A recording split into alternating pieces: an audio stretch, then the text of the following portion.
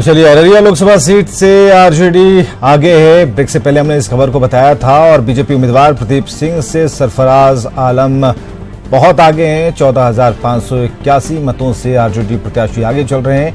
BJP उम्मीदवार प्रदीप सिंह से सरफराज आलम आगे चल रहे हैं। इस वक्त की बड़ी खबर है अररिया लोकसभा सीट को लेकर।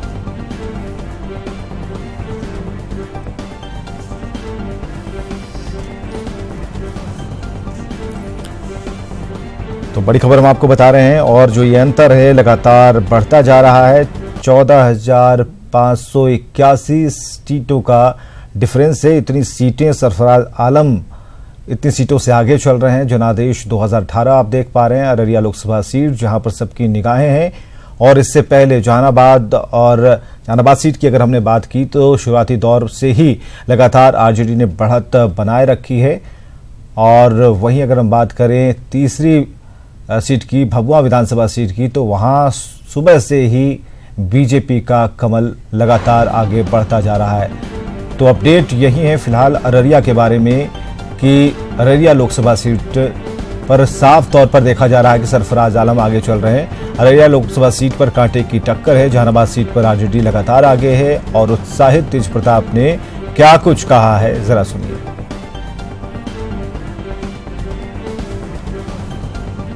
क्या कहेंगे? चर्चा भाई मिठाई खाए बैठ के। चाचा मिठाई खाए। फाइनल मैच हो रहा है। फाइनल मैच होने दीजिए। क्या चचा तो क्या कहेंगे? चर्चा भाई मिठाई खाए बैठ के। चलिए, नीतीश कुमार के लिए तेज प्रताप का ये उनसे जुड़ा हुआ बयान। उन्होंने कहा है कि चाचा बैठकर मिठाई खाएं और ये मिठाई आरजेडी से तेज प्रताप की तरफ से स्वीकार की जाए। ये तेज प्रताप का बयान सामने आया है और काफ़ी उत्साहित नजर आए तेज प्रताप। और अभी से ही उन्होंने विजयी बयान देना शुरू कर दिया है। हालांकि कुछ अपडेट हम तक पहुंच रहे हैं, वो हम लगातार आपको दिखा रहे हैं। और इन आंकड़ों की बाजीगरी में जो मतों का अंतर है वो लगातार हम फ्लैश कर रहे हैं। भभुआ में राउंड 11 की काउंटिंग चल रही है और बीजेपी कांग्रेस में अंतर कितना है ये बिल्कुल स्पष्ट झलक रहा है। चलिए, अररिया में राउंड 9 की बात कर लेते हैं। फिलहाल आप देख सकते हैं एक बड़ा अंतर यहां पर आपको दिखेगा।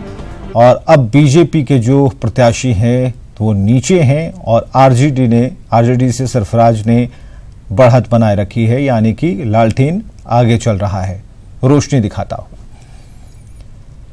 तो ईटीवी की महाकवरेज जारी है। जनादेश 2018 देख रहे हैं। अररिया में राउंड 9 की बात हम लगातार कर रहे हैं क्योंकि जो अपडेट अभी तक मिले हैं उसके मुताबिक एक बड़ा अंतर है और तकरीबन 14,581 मतों से सरफराज आगे चल रहे हैं।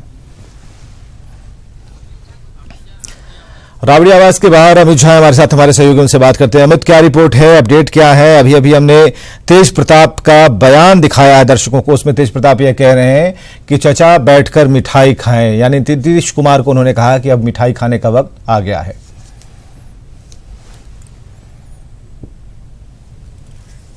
जी, निश्चित रूप से विवेक, देखिए एक तंज है। तेज प्रताप इसी तरह की भाषा का उपयोग करने के लिए जाने जाते हैं।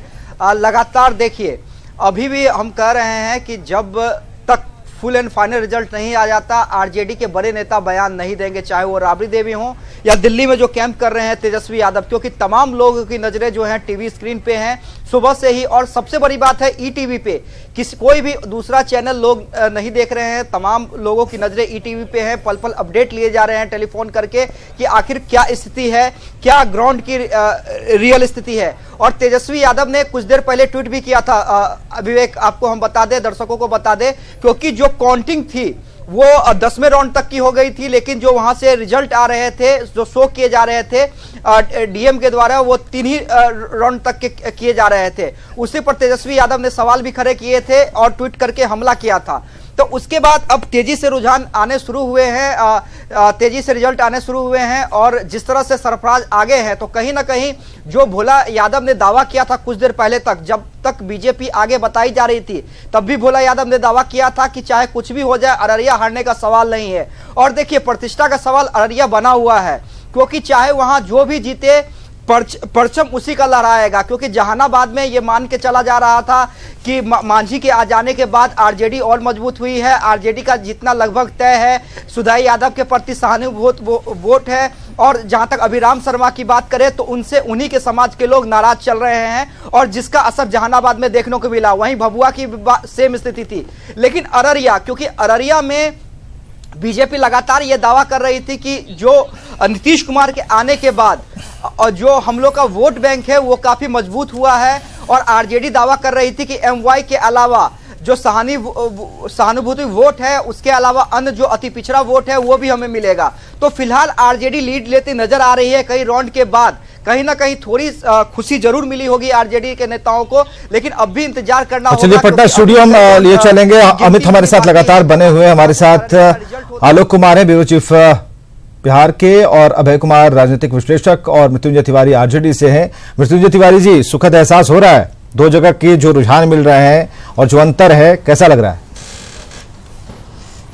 देखिए, सुखद एहसास अभी तो जब रिजल्ट अंतिम आ जाएंगे, लेकिन इतना तो तय मान लीजिए, हमने पहले अभी कहा था आपको कि अररिया की सीट पर हम लोगों की जीत निश्चित है। और जो काम इन लोगों ने गोरखपुर में किया कि मात्र एक राउंड के जानकारी दे करके और 7, 8, 10 राउंड के गिनती हो चुके थे, इसके बाद भी वहां के जिला प्रशासन ये जानकारी नहीं दे रही थी। अररिया में भी इन लोगों ने यही करवाया। लेकिन हमारे प्रतिपक्ष के नेता तेजस्वी यादव जी ने जब ट्वीट किया तो इसके बाद देखिए 14-15 हजार से वहां हम लीड कर रहे हैं, और ज्यादा की बढ़त है। तो ठीक है, जो भी कर ले, लेकिन अंतिम परिणाम भारतीय जनता पार्टी को रुलाएगी। और नीतीश कुमार जी ने जो भी बहाना करके आज गठबंधन तोड़ा था, महागठबंधन, और बीजेपी के साथ गए थे, अब उनको पछतावा होगी। चलिए, और एक और खबर आ रही है, ने मुहर लगाई। हाँ बिल्कुल बिल्कुल, हम खबर लगातार बताते चल रहे हैं। 16वें राउंड की मतगणना के बाद आरजेडी के सुधय यादव जो हैं वो 20,511 वोट से आगे चल रहे हैं। तो आप अंतर इसे समझ पाएंगे। आलोक हमारे साथ मौजूद हैं। आलोक, अभी हंसी तो है, लेकिन हंसी अभी जुबान से पीछे है, और क्योंकि अभी 9th राउंड है अररिया में, और जो उसके 28 राउंड बचे हुए हैं, तो अभी काफी दिल्ली दूर है, बहुत कुछ हो सकता है। और इस बदलती हुई परिस्थिति को हमने सुबह से ही भांपने की कोशिश की है। इधर 1 बजे से लेकर 1:05 मिनट 1:08 में जो गतिविधियां काफी तेज हो गई हैं, क्या कहेंगे आरजेडी के लिए कि आरजेडी को खुशियां मनानी शुरू कर देनी चाहिए इस अंतर को देखते हुए? नहीं विवेक, अभी मुझे लगता है इनके लिए जल्दबाजी होगी, क्योंकि एक राउंड जैसे ही कंप्लीट होता है और उसके पूरे रुझान हमारे पास सामने होते हैं तो बिल्कुल उलट परिणाम आ जाता है। हमने देखा पिछले कुछ घंटों में। तो इसलिए 14,000 का मार्जिन ऐसा इनविंसिबल मार्जिन नहीं है जिसको कि हम आगे वो ट्रेंड रिवर्स ना हो पाए। तो इसलिए मुझे लगता है कि इनको इंतजार करना चाहिए।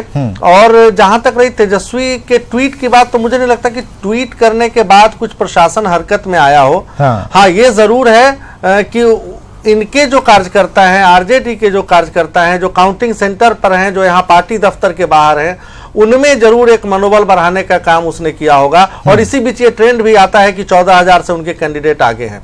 तो ये देखना पड़ेगा कि उस ट्रेंड को वो बनाए रख पाने में सफल होते हैं कि नहीं। सबसे बड़ी चुनौती आरजेडी के लिए यही है। लेकिन जो सीट उनकी सबसे सुरक्षित सीट मानी जा रही थी, वहां कांटे की टक्कर में फंसना, ये सबसे बड़ी चिंता का। लेकिन आलोक, ये मानने को बीजेपी के लीडर्स भी तैयार नहीं है। ठीक है, बीच में कुछ मान भी रहे थे जब 6606 वोटों का अंतर यहां पर दिख रहा था अररिया में, लेकिन अब जाकर जब 14, ये पूरा आंकड़ा 14,581 तक पहुंच गया, या फिर इससे भी अधिक होने की संभावना इसमें झलक रही है, तो बीजेपी लीडर्स तो पहले ही कह रहे हैं कि नहीं, कोई इससे उम्मीद नहीं है। हाँ, भभुआ को लेकर बराबर रिपीट अपने बयान दे रहे हैं, लेकिन इसको अररिया को लेकर कुछ खास उनका कहना नहीं है। वो इंतजार में है कि शायद ये अपनी झोली में आ जाए।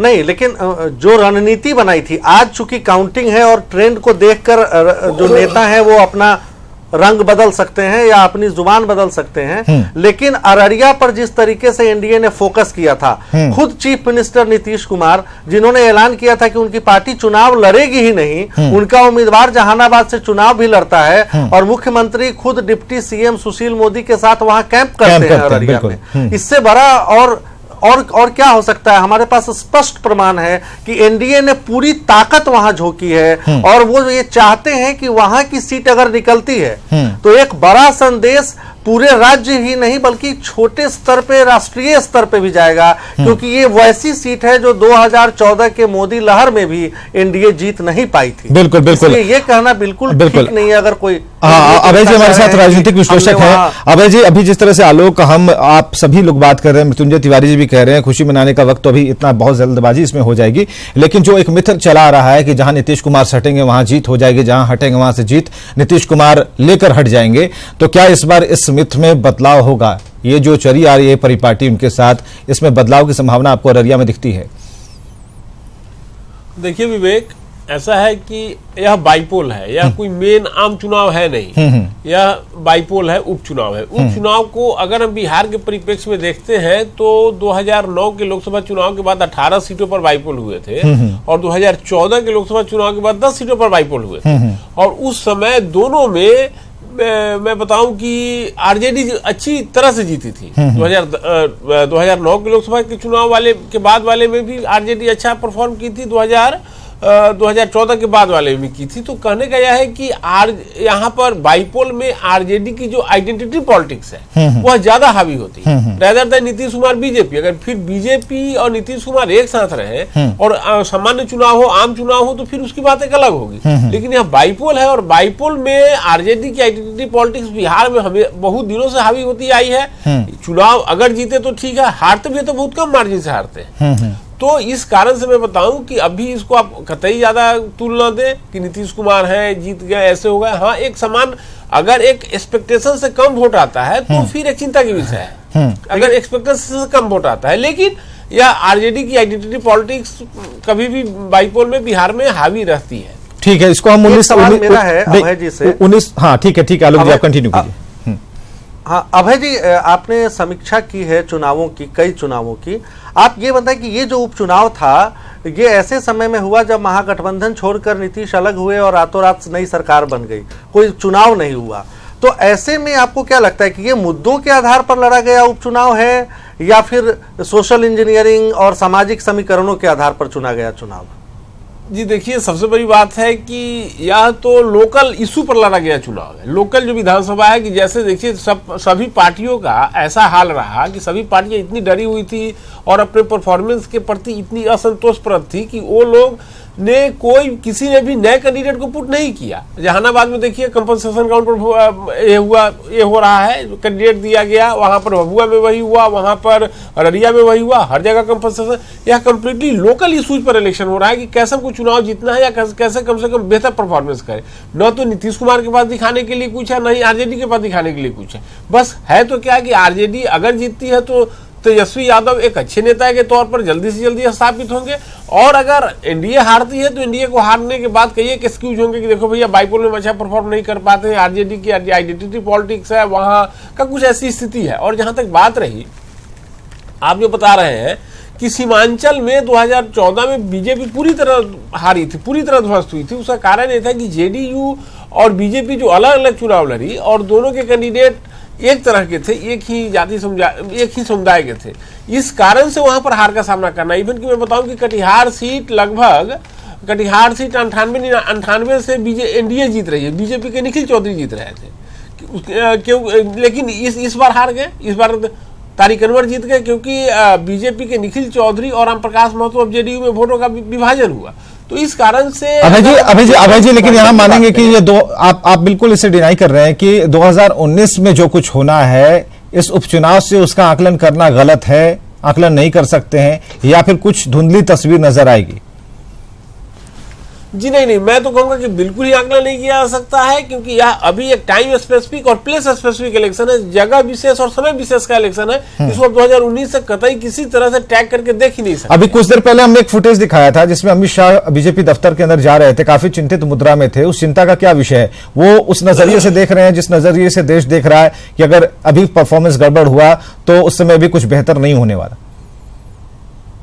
देखिए, मैं बताऊं कि अगर आप इसकी बात कर रहे हैं तो अभी त्रिपुरा में जिन्होंने परफॉर्मेंस किया, मैं बताऊं कि अगर आप टोटल सिलसिलेवार ढंग से अगर आप देख रहे हैं तो इनका मध्य प्रदेश में अच्छा परफॉर्मेंस नहीं हुआ, राजस्थान में अच्छा परफॉर्मेंस नहीं हुआ वो तो है, लेकिन त्रिपुरा में इनका जो परफॉर्मेंस आया है, तो कहने का अर्थ है कि बीजेपी का कहीं भी जो परफॉर्मेंस देखे, देखिए जैसे कि गुजरात, राजस्थान और बिल्कुल बिल्कुल हम बात करेंगे अजय जी, लेकिन हम अभी अमित के पास, अपने सहयोगी अमित के पास चलते हैं। राबड़ी आवाज पे खड़े हैं कुछ अपडेट के साथ। अमित, देखिए तेज प्रताप यादव निकल रहे हैं, तेज प्रताप यादव से बात करने की कोशिश करते हैं।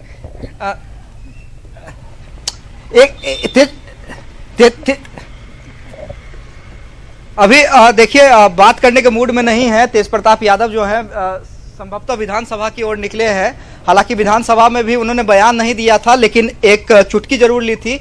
उन्होंने इशारा किया है कि कुछ देर रुक जाइए, रिजल्ट आ जाने दीजिए, उसके बाद हम मीडिया से बात करेंगे। तो जैसा कि हम बता रहे थे विवेक कि यही है तस्वीर कि जब तक रिजल्ट फाइनल नहीं आ जाता है, क्योंकि अररिया में कांटे की टक्कर चल रही है, तस्वीर हर पल बदल रही है, और अररिया का इंतजार जो है तमाम जो आरजेडी के बड़े लीडर हैं वो कर रहे हैं कि अररिया में क्या कुछ रिजल्ट आता है। अमित गर्मी ज्यादा है पटना में, या फिर शौक से शीशे चढ़ा लिए गए हैं कि आज बोलना कम पड़े?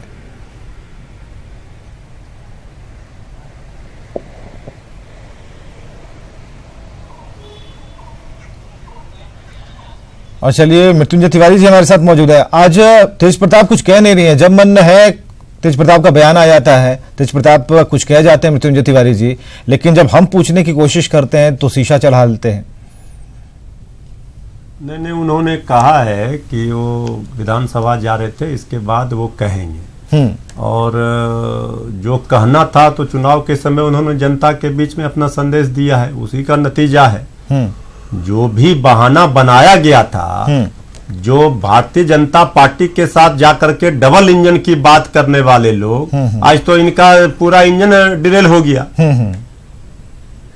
तो ये डबल इंजन की बात करते थे 6-7 महीनों से, जनता ने देखा 6-7 महीने में बिहार की स्थिति क्या हो गई। चारों तरफ से बिहार में देखिए अराजकता का माहौल। लेकिन अभी आप अभय कुमार जी की बात सुन रहे थे, आप उनकी बात से सहमत हैं?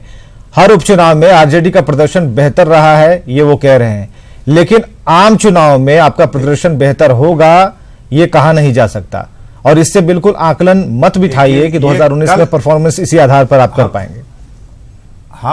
हम ये भविष्य वक्ता तो है नहीं कि हम कह दे कल क्या होगा, इसीलिए तो हमारे साथ आज हो रहा है, ठीक है, इसीलिए तो हमारे साथ राजनीतिक विश्लेषक रहते हैं जिन्होंने कई चुनावों को देखा, आंकड़ों की बाजीगरी को समझा है।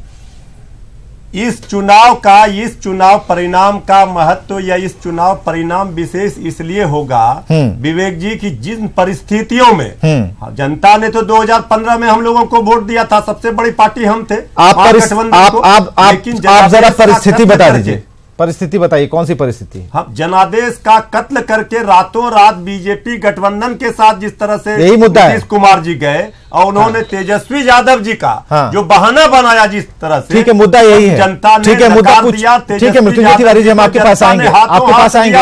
आप देख रहे हैं जनादेश, और अररिया में आरजेडी को बड़ी बढ़त मिलती दिख रही है। अररिया लोकसभा सीट से आरजेडी आगे है और बीजेपी उम्मीदवार प्रदीप सिंह से सरफराज आलम बेहद ही आगे हैं, और तकरीबन 14,581 मतों से आरजेडी प्रत्याशी आगे चल रहे हैं। इस वक्त की सबसे ताजा रिपोर्ट हम आपको बता रहे हैं अररिया से। तो काउंटिंग की प्रक्रिया चल रही है और सतीश है हमारे साथ अपडेट के साथ। सतीश, अपडेट बताइए।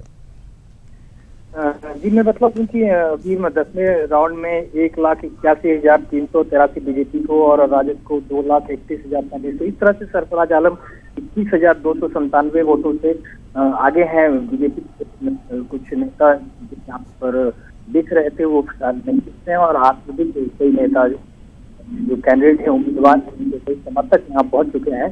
तो ये इन दृश्यों से साफ समझा जा सकता है कि तस्वीर क्या बनने वाली है। चलिए, तस्वीर साफ तौर पर दिख रही है। बहुत बहुत शुक्रिया हमसे बातचीत के लिए। तो तकरीबन 21,297 मतों से आगे हैं सरफराज आलम, और ऐसे जो आरजेडी और बीजेपी के बीच का जो अंतर है वो साफ तौर पर बढ़ता जा रहा है। हालांकि अभी बहुत समय बाकी है, हम आपको पहले ही बता चुके हैं कि 28 राउंड, 14 टेबल पर 28 राउंड होने हैं, और अभी जो रिपोर्ट है काफ़ी अभी पीछे हैं। हालांकि जो मतों का अंतर है वो ज़्यादा से ज़्यादा होता जा रहा है। ये जो तस्वीर आप देख पा रहे हैं ग्राफिक्स के जरिए, उसमें इस अंतर को आप भांप पाएंगे और आगे की स्थिति के बारे में आप ईटीवी के साथ लगातार बने हुए हैं। हर अपडेट से हम आपको रूबरू करा रहे हैं। देश की मीडिया ईटीवी को फॉलो कर रही है और हमारे एक एक आंकड़े पर लगातार मुहर लगती जा रही है। फिलहाल पल पल की रिपोर्ट हमारे तमाम सहयोगी दे रहे हैं और अररिया में एक बड़ा अंतर साफ तौर पर देखने को मिल रहा है। 21,297 मतों का अंतर आरजेडी और बीजेपी की दूरियां बढ़ा रहा है।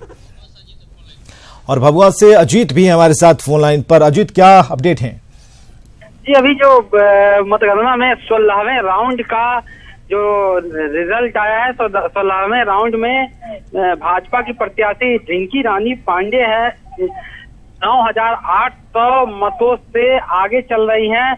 उन्हें 45,449 मत मिले हैं और कांग्रेस के जो शंभू पटेल हैं प्रत्याशी, उन्हें 35,563 मत मिले हैं। इस प्रकार रिंकी रानी ने 10,000 के आसपास बढ़त बना ली है और अभी लगभग 8 राउंड और बाकी है। तो जिस तरह से प्रथम राउंड से ही वो बढ़त बना रही है, उससे लग रहा है कि परिणाम भाजपा के पक्ष में ही आएगा और जो कार्यकर्ता है अभी से जश्न के मूड में है और मतदान केंद्र के बाहर वो लोग जश्न मना रहे हैं। वो लोग भाजपा कार्यकर्ताओं अपडेट के लिए आपके पास फिर आएंगे, लेकिन जो अभी जो खबर हमारे सहयोगी ने दी है, भभुआ से 16 राउंड हो चुके हैं, 8 बाकी हैं। जो रिपोर्ट कहती है कि तकरीबन 9, 9.5, 10 हजार का यहां पर अंतर है। अगर ये बढ़त अगर बनी रहती है तो बीजेपी कैंडिडेट को कोई नहीं रोक सकता है जीतने से। एक छोटे से ब्रेक के लिए रुकते हैं।